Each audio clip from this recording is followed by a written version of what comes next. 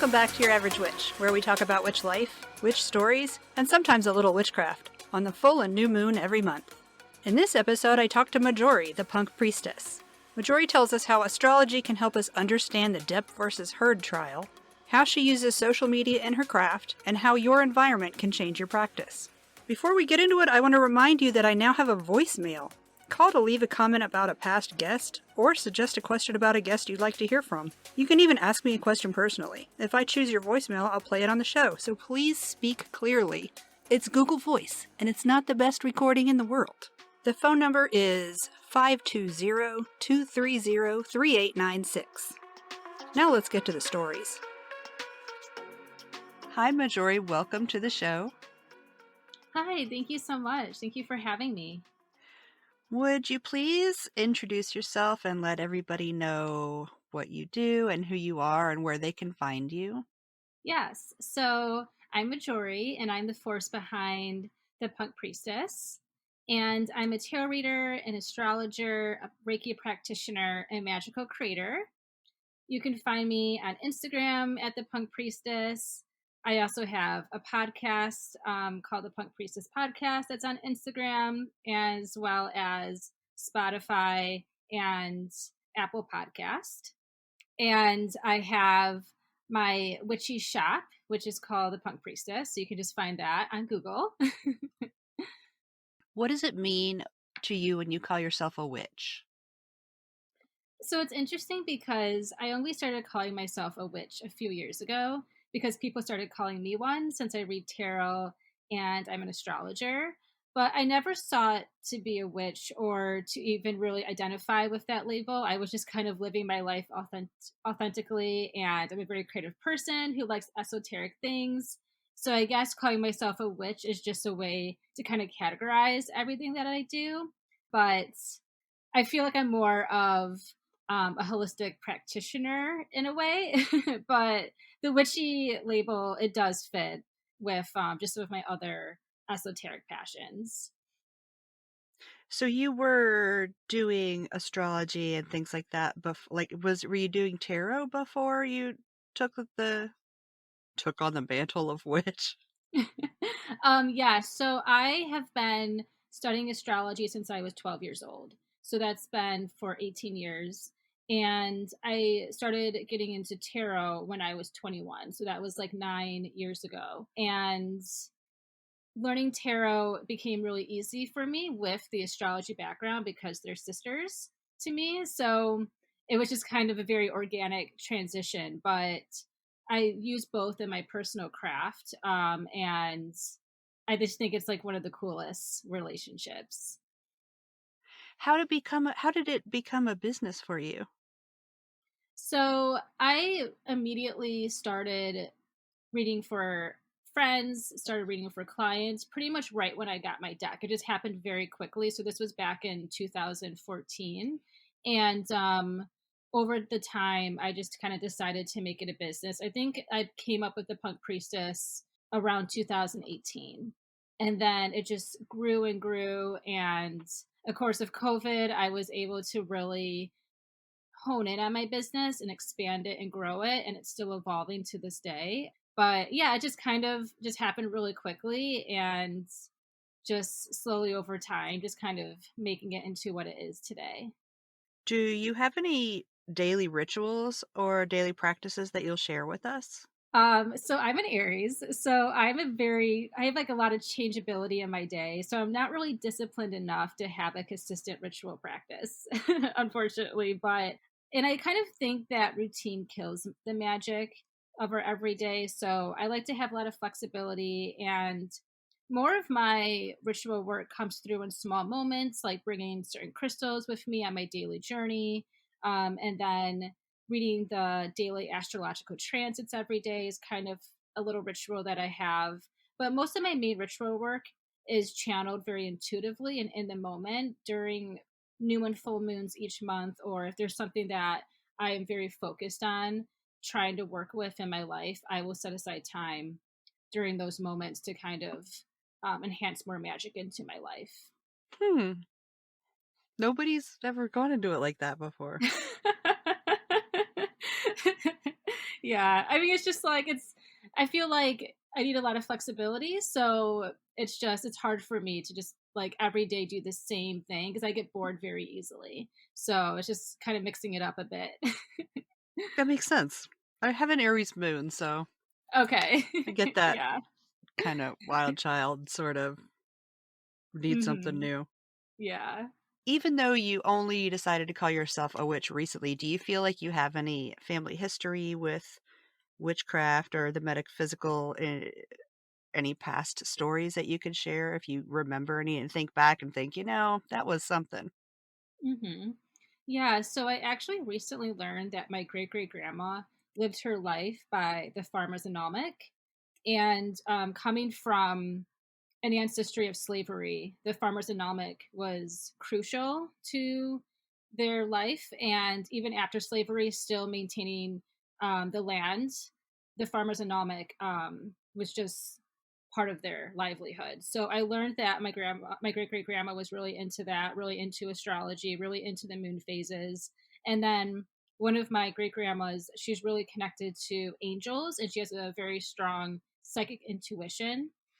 So I feel like I have tapped into that, kind of just finding out this information recently, because I kind of felt like I was the only one in my family, and still kind of do feel like I'm really the only one in my family who does this type of work.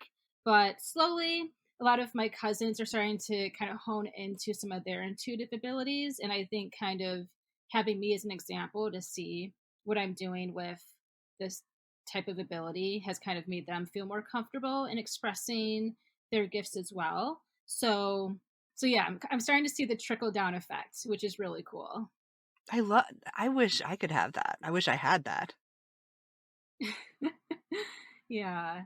And I feel really blessed because my family is incredibly supportive, and they are very interested in what I do. So that's been really great for me to not have to worry about what other people would think of me and my family. I've just always had that unconditional support. So I feel very blessed to have that. What would you say is your biggest motivator in your practice? Kind of like the only and probably the main reason why I do this work is for self development purposes and to help people connect more authentically with themselves and their magic. So that's pretty much my biggest motivator. I don't really care about Instagram followers or trying to make tons of money. I mean, I do have a Capricorn moon and stellium, so of course that's part of the game that of being successful in business. So I kind of have to play that, but it doesn't really drive me so much. But I really do just want to make genuine connections with others and being able to share what I'm creating, if it's spell candles, if it's teaching astrology or tarot courses, just being able to bring that to help others on their journey is really what motivates me. What would you say is your biggest struggle in your practice? I think the biggest struggle is it's honestly social media and kind of where it's going today. Um, I feel like it just takes so much of our time. And it never used to be like that. It used to be like, okay, we just post a picture and then we go about our day. But now there's this whole marketing like scheme involved. And then especially if you Engagement. engagement, especially if you have a business, it's like you have to be mindful of like, I can't just post once a week because I'm never going to get any traction, and then that's not going to lead to any profits. So it is kind of, I've seen over the years and over the involvement with Instagram, having it for like 12 years, how much has changed. And I feel sometimes more of like a marketing social media like employee. I'm like kind of working pro bono honestly for these social platforms. I feel like I sometimes put more time and emphasis into that than I actually sometimes do of the my craft of the work that I'm doing. So that's just kind of something that unfortunately we have to kind of do, I think, as modern day witches, to keep ourselves relevant, keep ourselves engaged with others.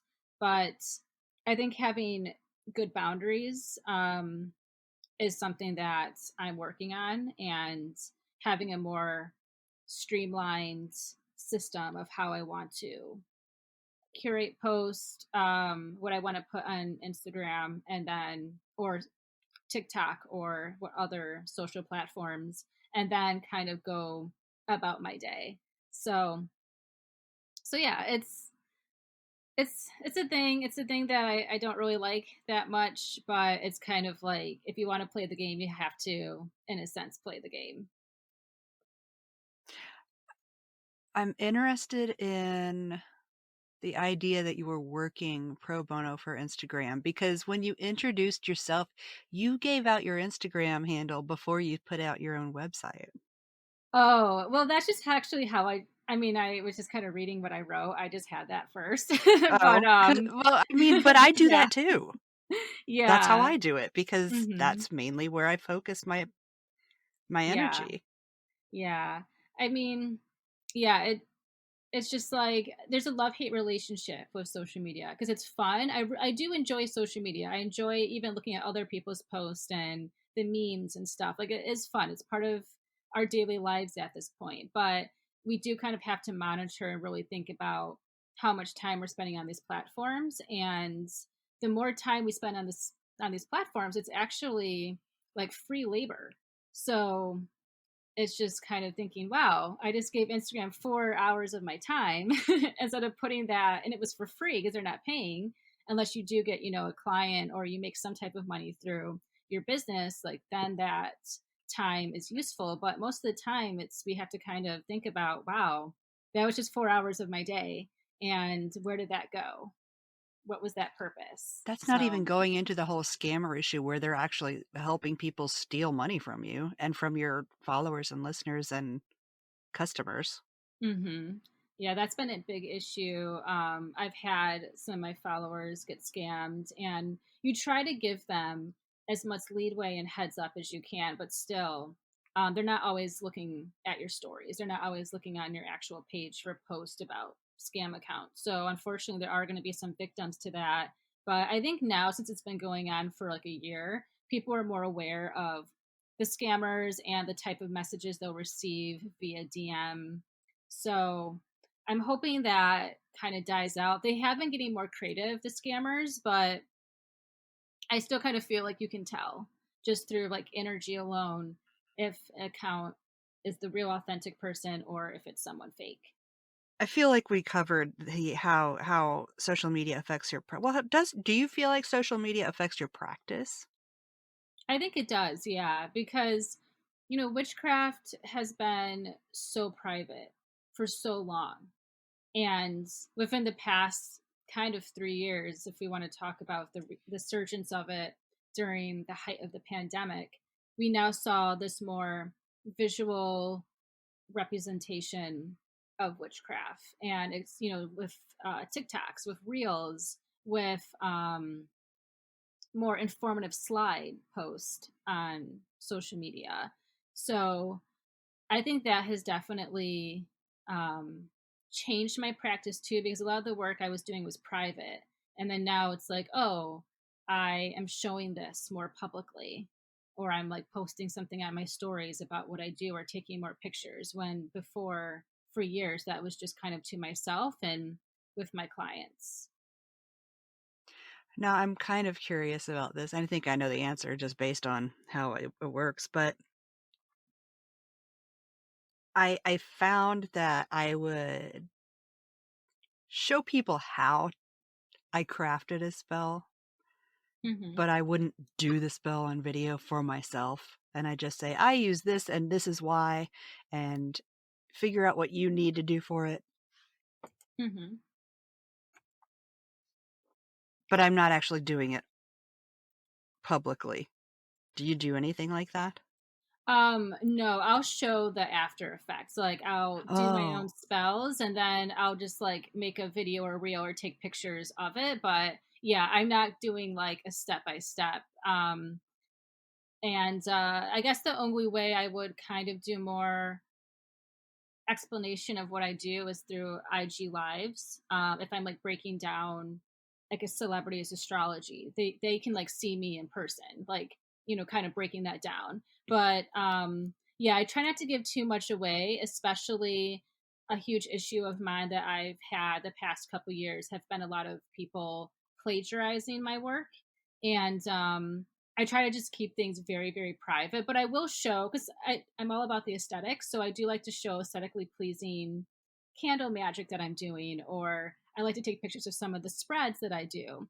But I just kind of learned to not give everything away, because then people will just take that for free, not pay me for my magic, for my time, and also they'll try to claim what I'm doing for their own.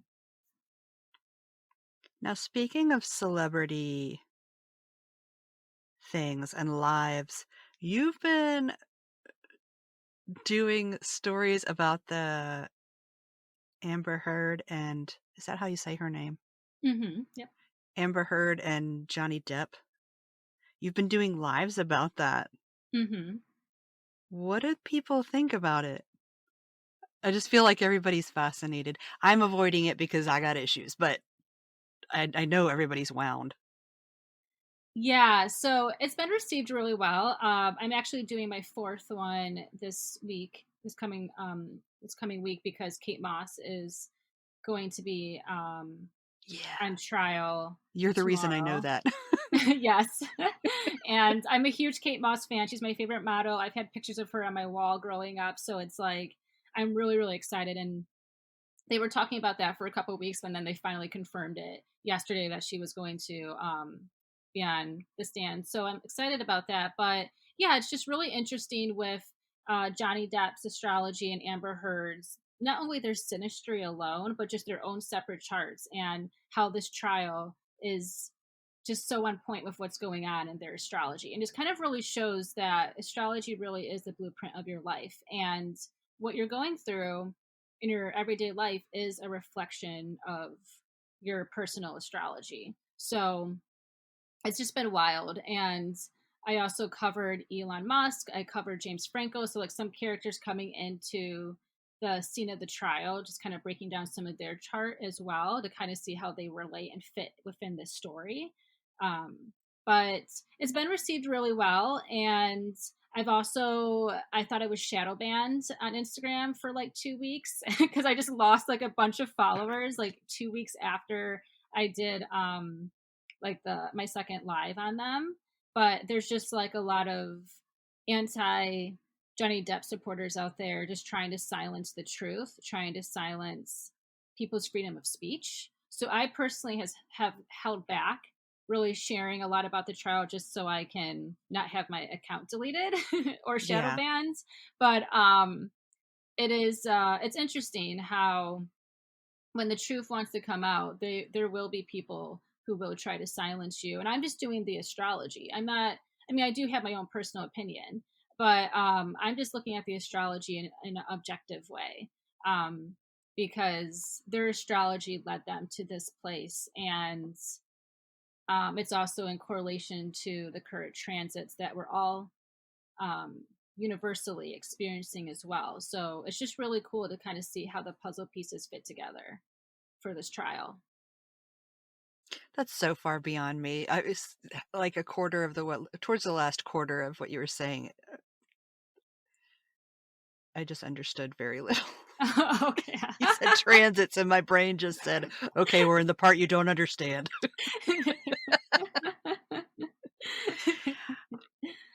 How do you feel like you use social media to affect others? I do. And I think that's the reason why I care about social media, because I've just seen how I've been able to help people in their journey finding their magic, or just even becoming interested in tarot and astrology, crystals, vintage, because I'm a huge vintage nerd.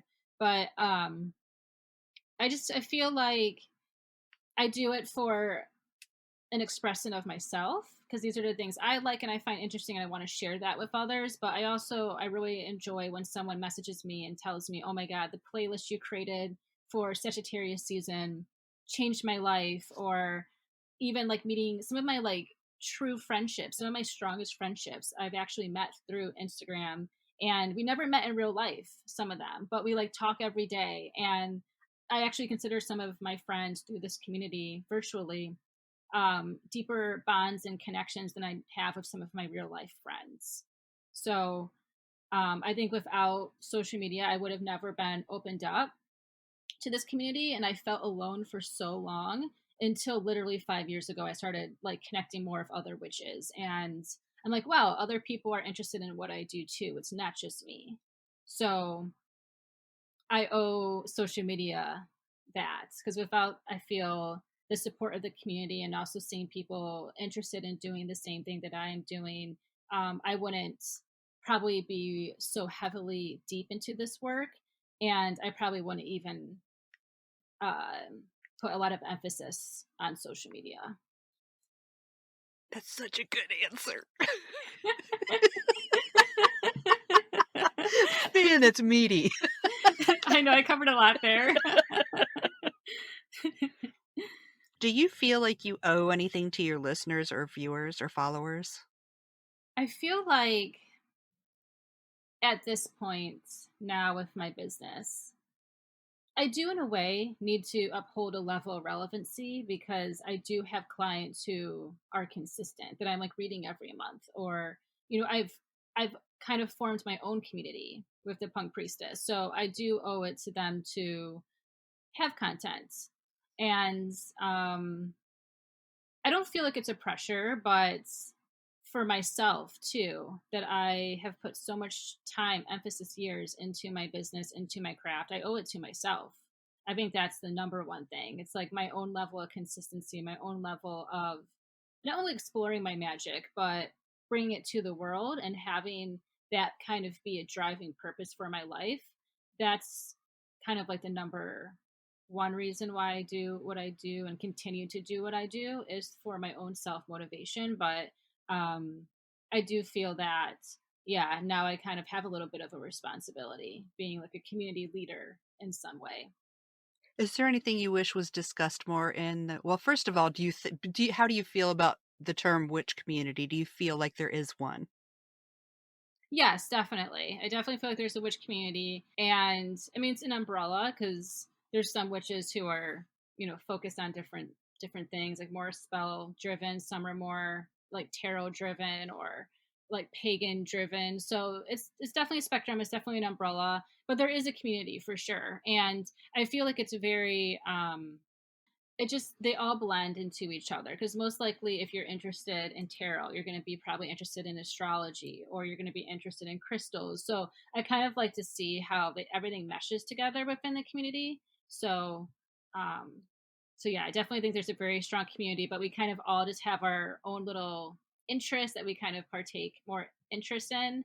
But as a whole, I think we can understand, or at least respect, the different mediums of witchcraft. Is there anything that you wish was discussed more in the community? I do. I feel like since I am a woman of color, I think that we need to talk more about giving witches of color more attention, bigger platforms, because it's been changing. I've been seeing more like mainstream brands or more witches of color getting opportunities, which is great. But I still feel that within this community, and of course, this is just universal. This is not just within the witch community. This is just throughout this, country, and other countries as well. But it's just uh, a lot of I think white witches just getting that the same like opportunities and getting their voice or experience, having that be more of an attention driving factor, when I think there's so many overlooked Black witches that are kind of offering a new perspective of things. And um, yeah, I'm hoping, and I mean, I'm seeing it slowly, but I'm just hoping throughout the next couple years, more witches of color will have more opportunities, and people will kind of um, see that more as something that is important, because even throughout all of like Hollywood's movies and like the history of witchcraft, it's always just white women, especially even in paintings, like witchy paintings throughout history, it's all white women. But there's so many other countries and cultures and women of color throughout the world who have been doing this work too. but it's just not having the attention. But it's slowly kind of getting there with social media, but we still have like a long way to go. Even I can name one witch of color from Hollywood, but I can name a billion white ones Mhm. just from Hollywood alone. Mhm. Yeah. And I think like the most popular one is like Rachel True Yeah, from the that's the one I was thinking. yeah, from the original Craft. But I was watching some interviews with her back from the 90s, and she was talking about that. There's like an MTV interview, and she was talking about how she's like, yeah, I'm actually happy to be in this movie because I get to show like other women or just like people in general that yes, like black witches exist and like having some type of representation. So um yeah, so I thought that was like really cool that we finally, I mean, it took like, I think that movie came out in like 1995. It took like the 90s to like finally have that type of representation on a mainstream level. But, at least it's something, but we still have a long way to go. Yeah. The new Craft that just came out a couple years ago is definitely more diverse. So that Mm-hmm. was cool to see. So, But because it's a new craft, everybody wanted to hate about it. yeah, I mean, I have my own opinions for sure about the storyline, but there were aspects of it. I'm like, okay, like, I appreciate this, or I kind of see where they're trying to go, make it a little bit more like Gen Z um friendly, I guess.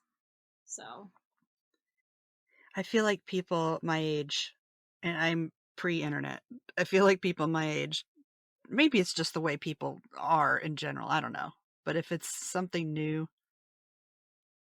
like a remake, it's never as good as the original, mhm. which give me a break.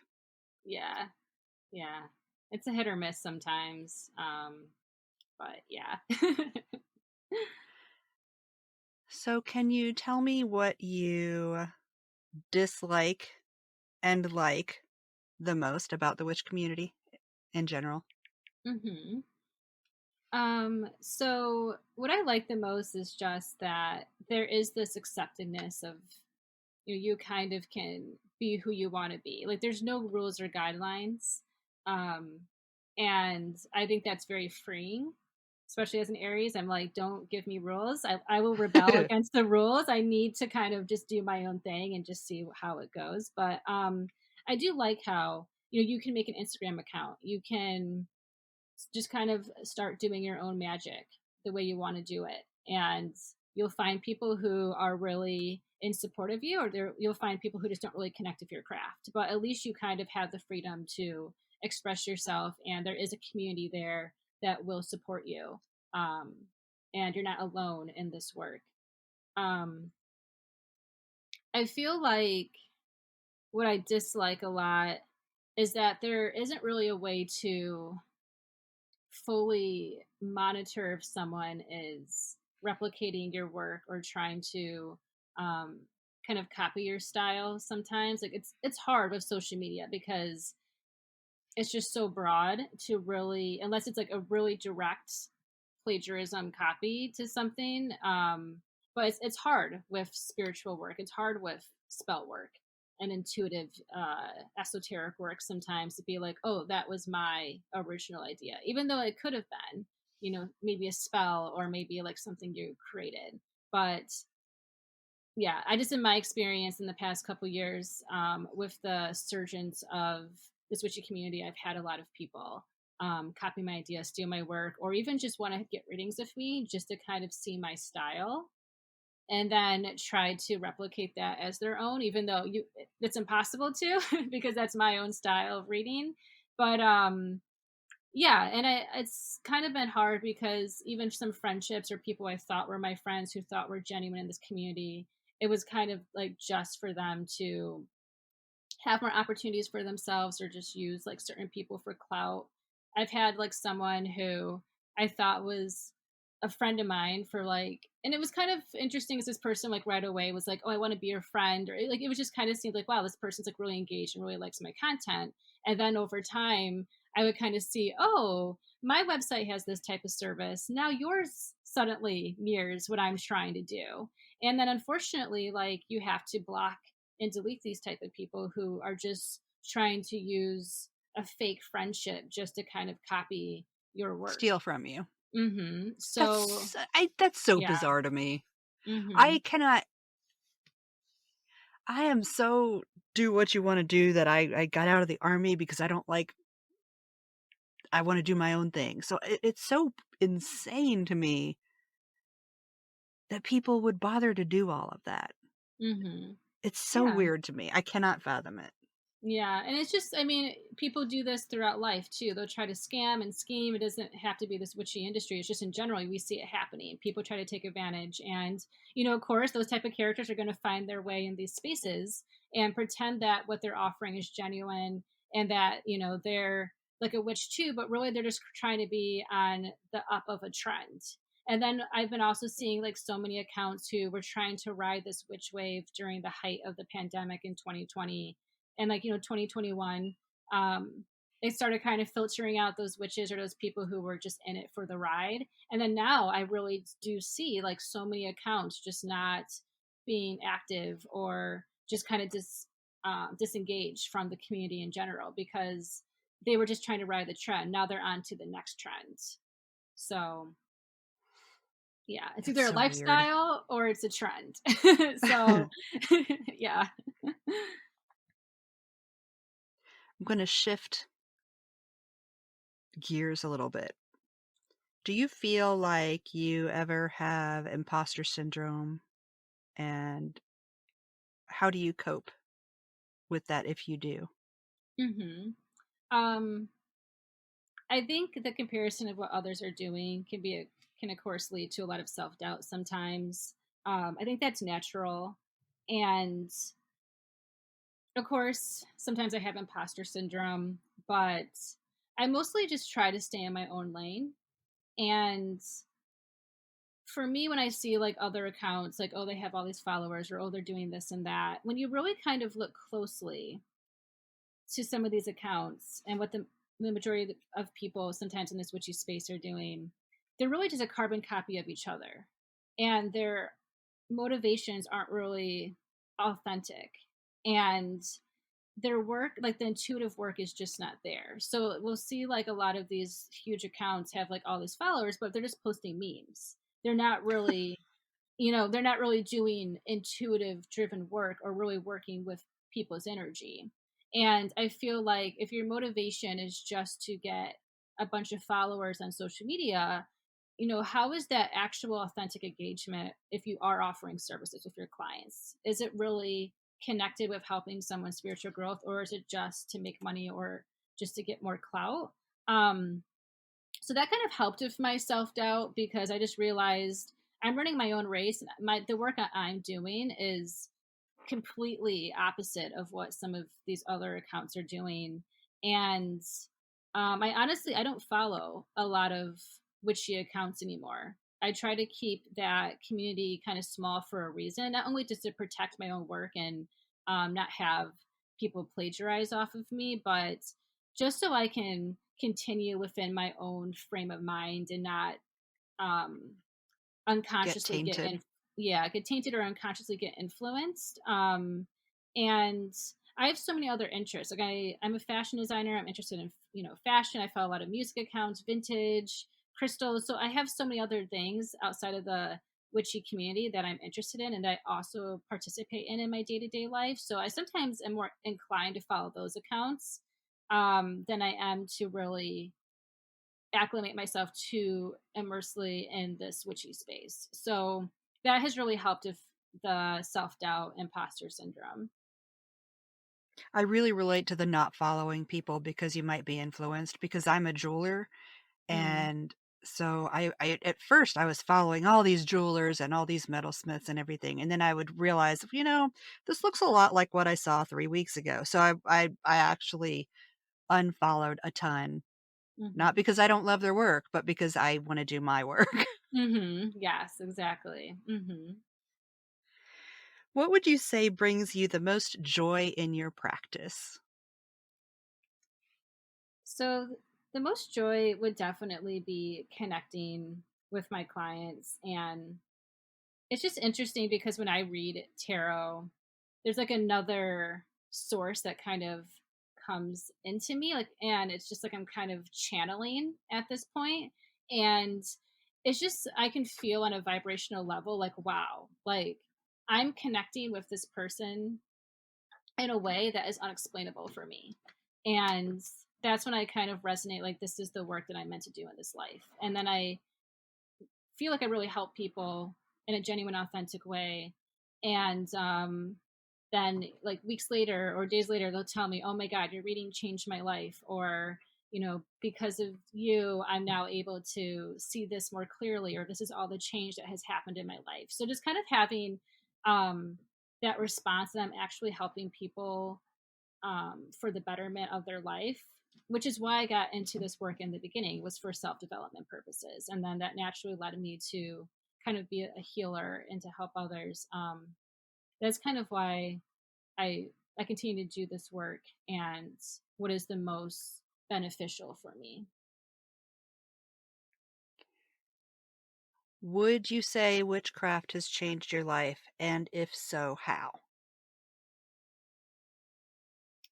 Yes, witchcraft has completely changed my life. And I would not be the same person I am today, even without astrology. I've been doing astrology for so long. I'm like, I don't even know what my life is without it at this point. Um, but my witchcraft and everything has just completely inspired me to even move out of New York City to take my business more full time. Um, so that has been a huge shift recently that happened in my life. It's inspired me to just access more of my creative gifts and just do things, have opportunities that I never thought were in reach and wouldn't be if I didn't have this craft, if I didn't have this community. And I feel like people who don't have a connection to the divine, connection to esotericism, I feel like their life is just kind of empty, honestly. And because it's just filled my life with so much joy and so much abundance that I'm like, wow, if I didn't have that, like, how my life would feel so empty. My life would not be as rich as it is now. And I can, like, die happily saying that I've lived a rich life, not because of material richness of money, but just with being able to access different parts of my intuition, different parts of my creativity, and to be able to connect so authentically and deeply with people within this community, or just like in general, based off of some of the things that I were able to create or teach. Hmm.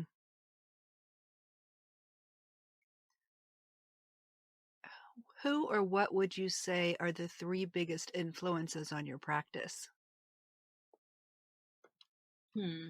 Influences. So I think one of my main influences would be Jessica Crispin and Jen May. Jessica Crispin's a writer. Jen May, she's an artist, and they created my favorite tarot deck called Spoilia Tarot.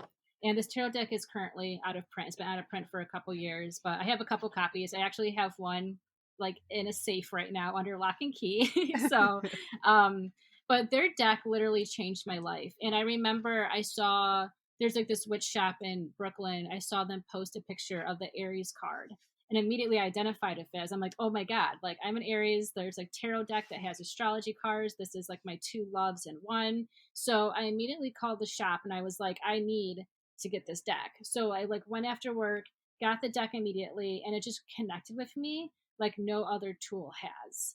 And without that deck, my business would not be where it is today. I probably wouldn't be as passionate or immersed in to tarot as I am today. And this deck has honestly made me so much money through like client work and just looked aesthetically pleasing in photos. And I actually have like now a relationship with the artist and with Ooh.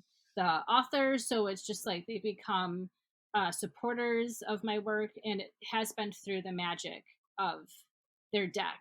And that deck literally has changed my life. And still to this day, I have not connected with another deck as deeply as theirs.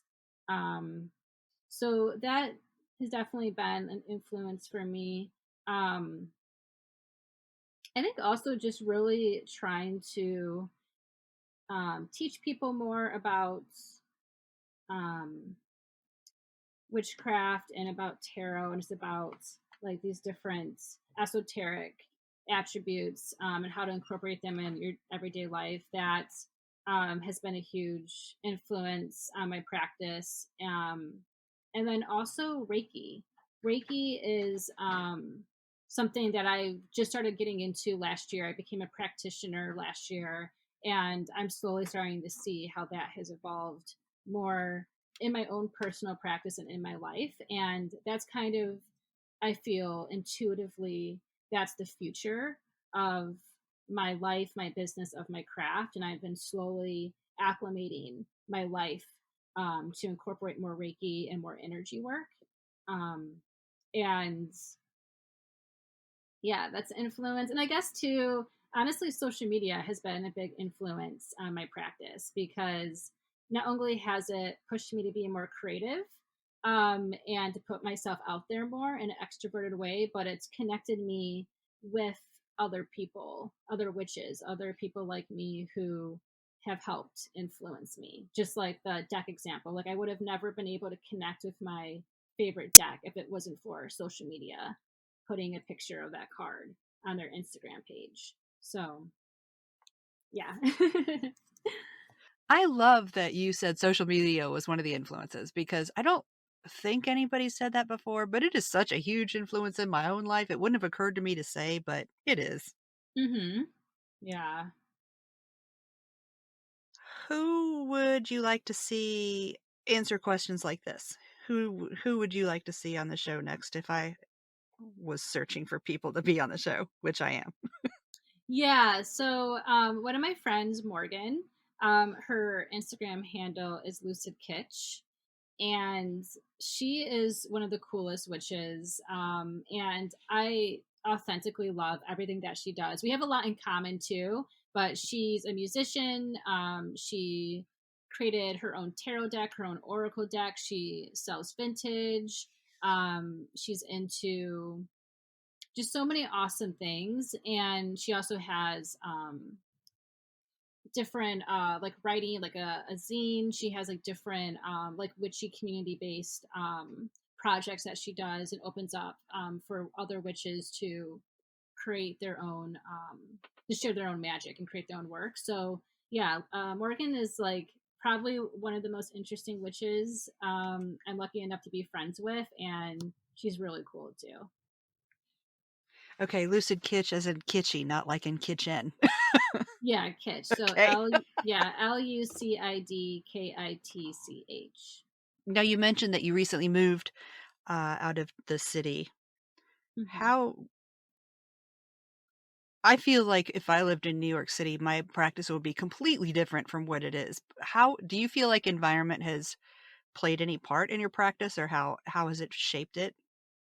Yes, 100%. I feel that when I was in New York City, I was in New York City for almost a decade. I couldn't really fully tap into my magic, and it's because there's so many external distraction. Like you can try to set aside time to do your craft, but you have a demanding job that you just don't work from, 9 to 5. You're working from like 9 to 7, 9 to 8 some nights. It's like a city that feeds off of capitalism, feeds off of you working really hard. So I noticed for myself, I couldn't fully tap into my magic because I had just so much external pressure.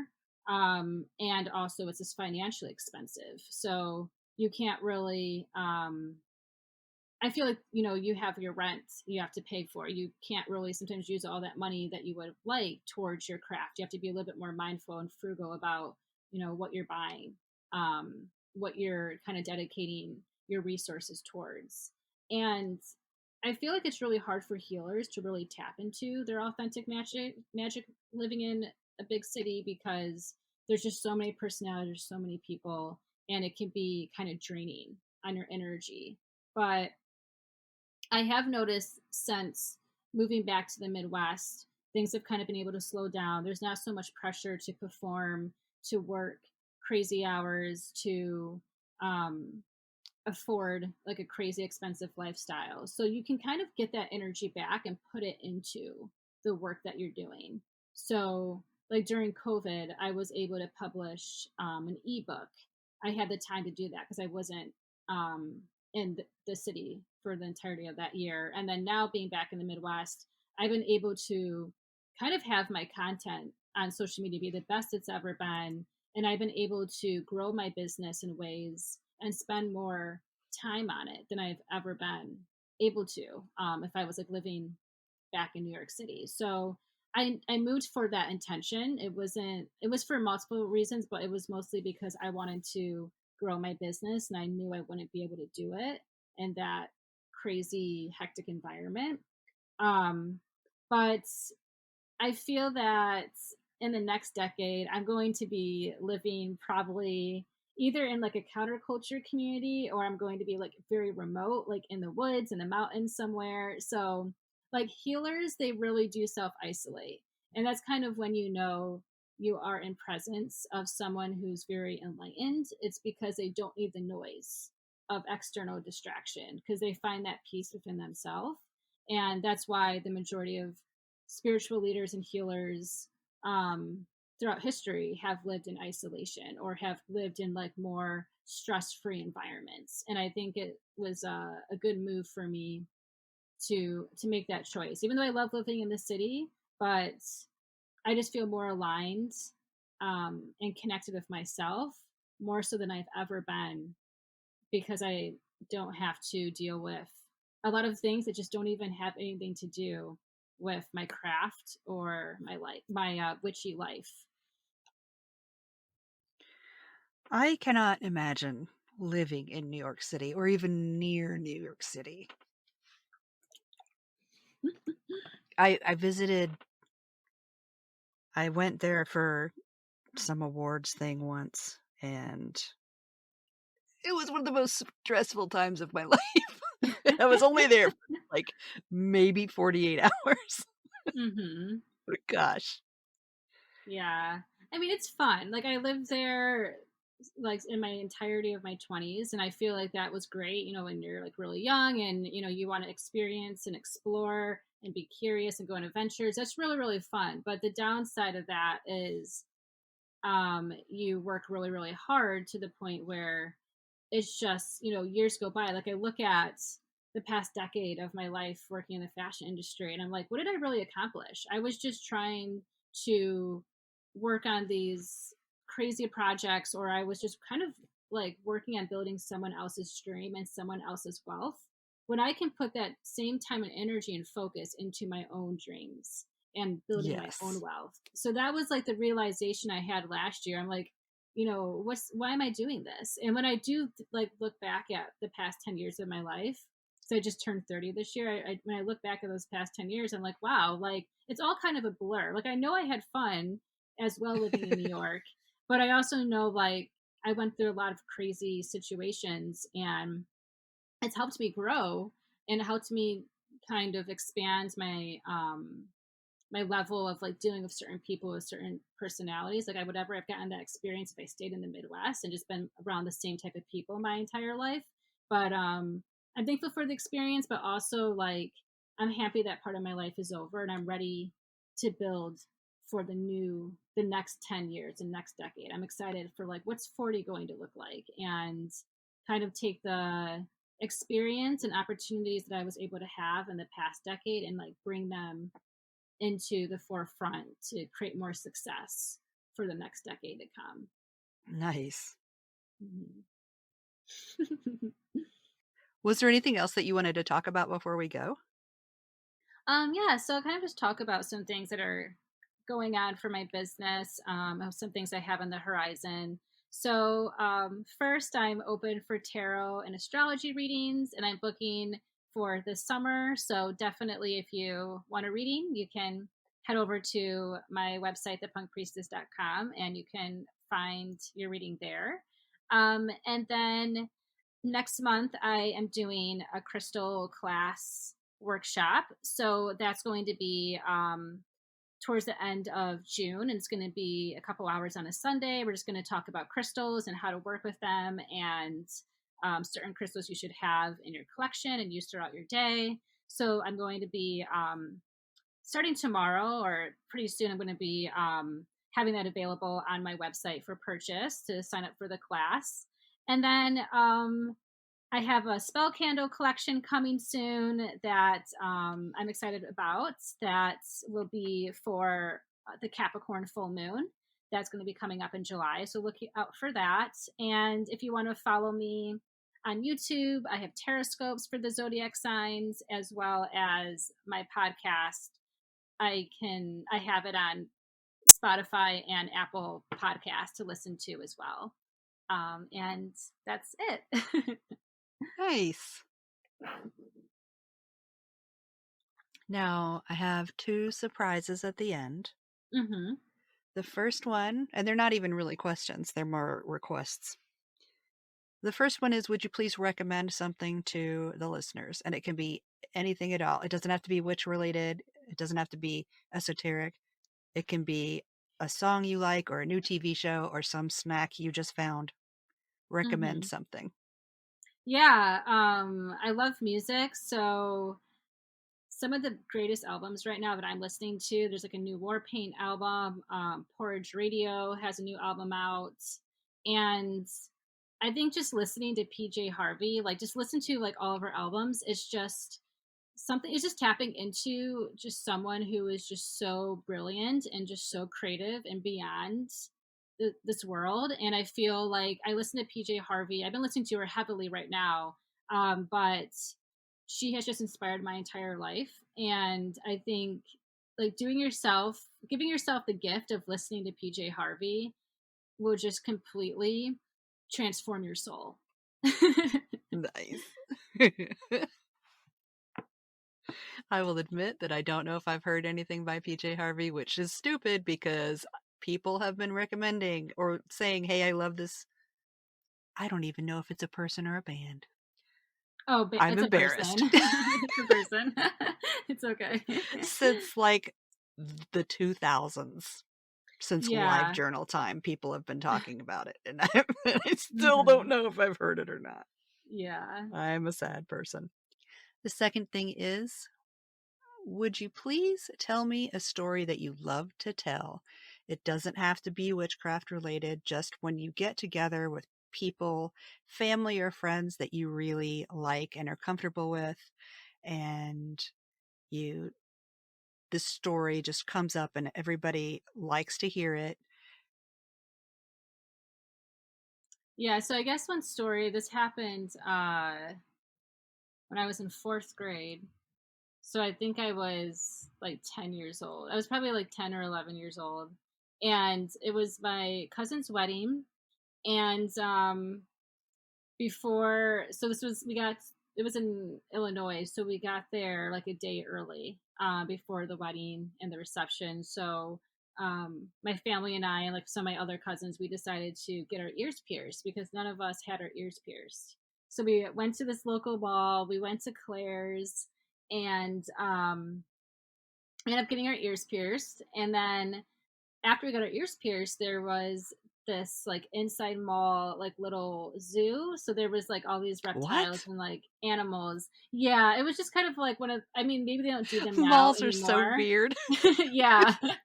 This was like in the early 00s, but like Yeah. I don't think with like PETA now they could probably do this, but there was like a bunch of people like probably from like a local zoo or something that had all these reptiles.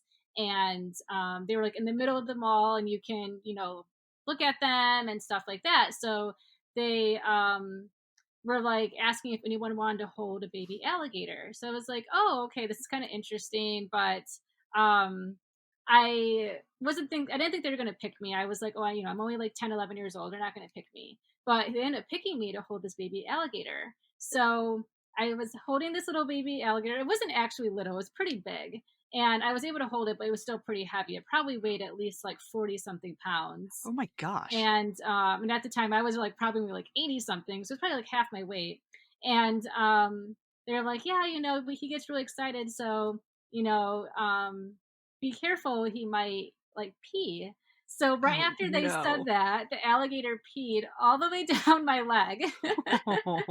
And thankfully I had shorts on. It was the summer, so but if I didn't have shorts, that would have been horrible. But I'm holding this alligator, it's peeing down my leg, and then like three of the workers are like have like wipes and are wiping my legs down and stuff. And then they're like, "Oh, do you want to have a picture with the alligator?"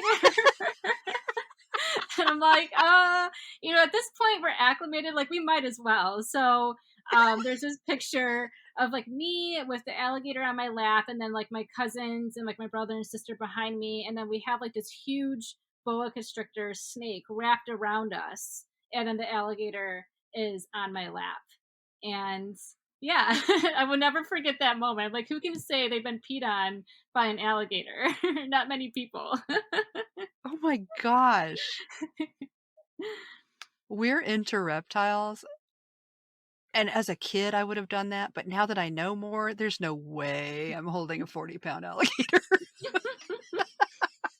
Yeah. I mean, it was friendly. I don't know if they like sedated it or anything, but it was not like wild at all. But I've always liked reptiles a lot. So maybe I'll get a snake one day. I don't know. I wouldn't put that past me, but Well, thanks for being on the show and talking to me. thank you so much for having me. It was so much fun. Oh, good. And I will see you probably over on Instagram. Yes. Bye. Bye. It's love letter time. This one says, "Thank the gods. I have been longing for some kind of real-world connection, and Kim has aligned the stars to create just that." Wow. That's giving me a lot of credit. I don't know if I'm aligning anything. In this podcast, you get to know backstories, experiences, and journeys. So unique compared to the high-level, often well-known witch interviews out there. This makes me bashful. Thank you so much. I'm really glad you like it. Thank you for listening. Hey, thanks for listening to this episode of Your Average Witch. You can find us all around the internet on Instagram at Your Average Witch Podcast, Twitter at Average Witch Pod, Facebook at facebook.com/Your Average Witch Podcast, at YourAverageWitch.com, and at your favorite podcast service. Want to help the podcast grow? Leave a review. You can review us on Amazon and Apple Podcasts, and now you can rate us on Spotify. You just might hear your review read at the end of the next episode. To rate Your Average Witch on Spotify, click the home key, click on Your Average Witch Podcast, and then leave a rating.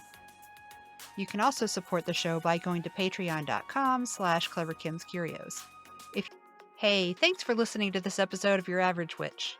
You can find us all around the internet on Instagram at Your Average Witch Podcast, Twitter at Average Witch Pod, Facebook at facebook.com/Your Average Witch Podcast, at YourAverageWitch.com, and at your favorite podcast service. Want to help the podcast grow? Leave a review. You can review us on Amazon and Apple Podcasts, and now you can rate us on Spotify. You just might hear your review read at the end of the next episode. To rate Your Average Witch on Spotify, click the home key, click on Your Average Witch Podcast, and then leave a rating. You can also support the show by going to patreon.com/CleverKimsCurios. If you'd like to recommend someone for the podcast, like to be on it yourself, or if you'd like to advertise on the podcast, send an email to YourAverageWitchPodcast@gmail.com. Thanks for listening, and I'll see you in the moon changes.